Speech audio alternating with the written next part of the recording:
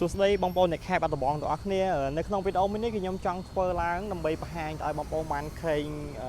ពីខេត្តបាត់ដំបងរបស់យើងឥឡូវនេះក្នុងសួននេះគេបានធ្វើជាមួយនឹងសួនគេហៅថាសួនសិល្បៈនេះដូចបងប្អូនបានឃើញក្នុងវីដេអូមួយនេះអញ្ចឹងហើយប្រហែលថ្ងៃមុនគឺយើងបានឃើញមានជាមួយនឹងអ្នកធ្វើវីដេអូគឺគាត់បានថតជាមួយនឹងកន្លែងមួយនេះគឺគាត់ដាក់ឈ្មោះឲ្យថាគាត់ថាកន្លែងនេះគឺជាកន្លែងដែលគេធ្វើជាមួយនឹងរូបសំណាកចំបៃដងវែង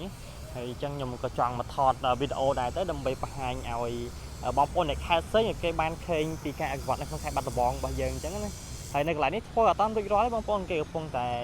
ចាប់ដើមសាងសង់វាហើយតាមខ្ញុំគិតទៅប្រហែលជាមុនចូលឆ្នាំខ្មែរគឺសួនមួយនេះគឺត្រូវធ្វើហើយអញ្ចឹងខ្ញុំចង់ធ្វើវីដេអូឲ្យបងប្អូនបានឃើញទៅនេះ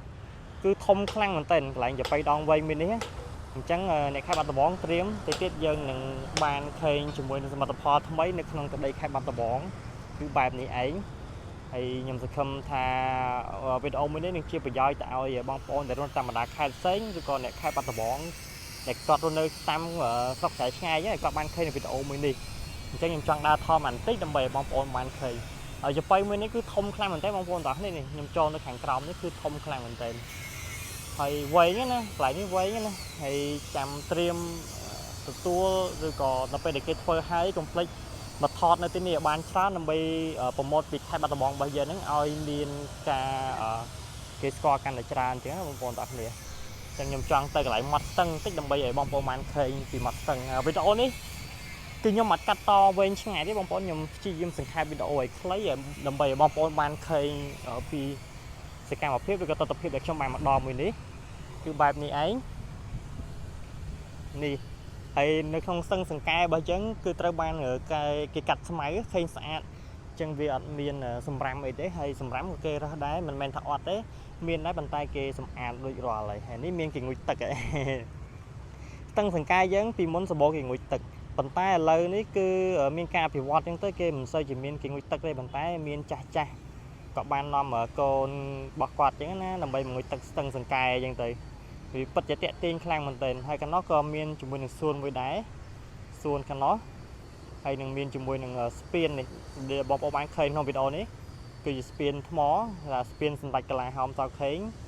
ហើយនេះគឺជាសួនថ្មីហើយខ្ញុំនឹងដាក់ឲ្យបងប្អូនបានឃើញពីក្រុងបាត់ដំបងត្រៀមខ្លួនទៅទៀតនឹងស្អាតហើយអារឿងដីហុយក៏ពីមុនខ្ញុំផុសវីដេអូនៅសួននេះមានគេជេរច្រើនដែររឿងដីហុយតែខ្ញុំអត់តបមួយគាត់ទេដោយសារតែក្នុងវីដេអូនេះគឺខ្ញុំចង់បង្ហាញពីសួនខ្ញុំអត់ចង់បង្ហាញពីដីហុយទេអញ្ចឹងឲ្យគាត់រិះគន់បានបងប្អូនតាគ្នាត្រង់បន្តិចទៀតគឺស្អាតហើយ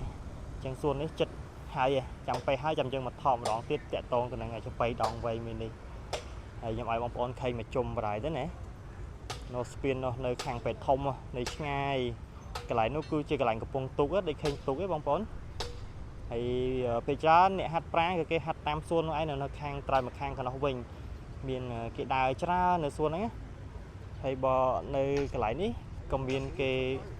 ដើរច្រើនដែរនៅកន្លែងនោះនៅចិត្តអគារខ្លះស៊ីអញ្ចឹងនៅបាត់ដំបងនេះសួនមានច្រើនដែរបងប្អូនអញ្ចឹងបើសិនជាមកលេងខេត្តបាត់ដំបងកុំភ្លេចថតវីដេអូទៅផុសក្នុង Facebook ឬក៏ YouTube TikTok អញ្ចឹងដើម្បីជួយផ្សព្វផ្សាយពីតំបន់ទេសចរណ៍ខេត្តបាត់ដំបងរបស់យើងឲ្យបានច្រើនជាងមុនទៀតបងប្អូនទាំងគ្នាអញ្ចឹងក្នុងវីដេអូនេះមានតែប៉ុណ្្នឹងឯងខ្ញុំនឹងទៅថតពីសកម្មភាពខ្លីៗមួយដើម្បីដាក់នៅក្នុងវីដេអូមួយនេះ